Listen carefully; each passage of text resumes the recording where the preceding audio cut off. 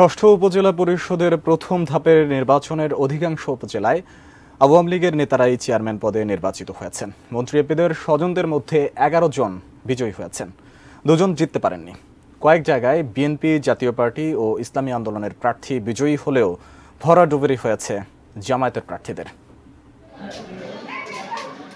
প্রথম ধাপে 139টি উপজেলায় ভোট গ্রহণ হলো বুধবার। কয়েকটি বিচ্ছিন্ন ঘটনা ছাড়া এই নির্বাচনে আলোচিত বিষয় কম ভোটারের উপস্থিতি। ফলাফলেও খুব বেশি চমক নেই।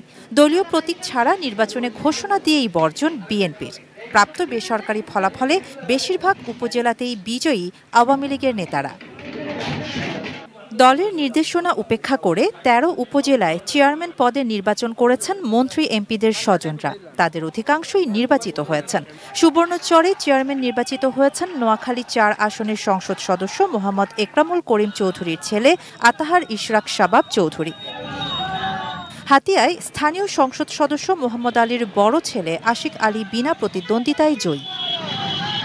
মাদারীপুর সদরে জয়ী স্থানীয় সংসদ সদস্য ও সাবেক মন্ত্রী শাহজাহান খানের ছেলে আসিবুর রহমান খান। পিরোজপুরের নাজিরপুর উপজেলায় নির্বাচিত হয়েছেন স্থানীয় সংসদ সদস্য ও সাবেক মৎস্য ও প্রাণী সম্পদ মন্ত্রী শম ও রেজাউল করিমের ছোট ভাই SM নূরে আলম শাহিন। পাবনার বেড়ায় জয়ী হয়েছেন ডেপুটি স্পিকার শামসুল হক টুকুর ছেলে রেজাউল হক বাবু। কুষ্টিয়া সদর উপজেলায় জয়ী হয়েছেন আতাউর রহমান আতা। তিনি আওয়ামী লীগের যুগ্ম সাধারণ সম্পাদক মাহবুবুল আলম হানিফের চাচাতো ভাই। বগুড়ার সোনাতলায় আবার চেয়ারম্যান নির্বাচিত হয়েছেন স্থানীয় সংসদ সদস্য শাহাদারা মান্নানের ভাই মিনহাদুজ্জামান লিটন। এমপির ছেলে সাখাওয়াত হোসেন সজল নির্বাচিত হয়েছেন বগুড়ার সারিয়াকান্দি উপজেলায়। তবে পরাজিত হয়েছেন 2 এমপির ভাই ও ভাগ্নে।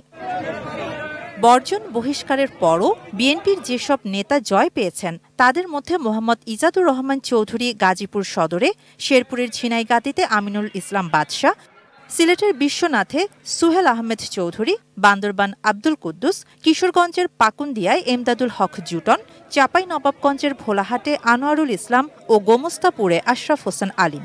এছাড়া কুড়িগ্রামের চিলমারিতে জয়ী হয়েছেন জাতীয় পার্টির রকুনুজ্জামান শাহিন। লক্ষ্মীপুরের কমলনগর উপজেলায় বিজয়ী হয়েছেন ইসলামী আন্দোলনের বহিষ্কৃত নেতা খালেদ সাইফুল্লাহ।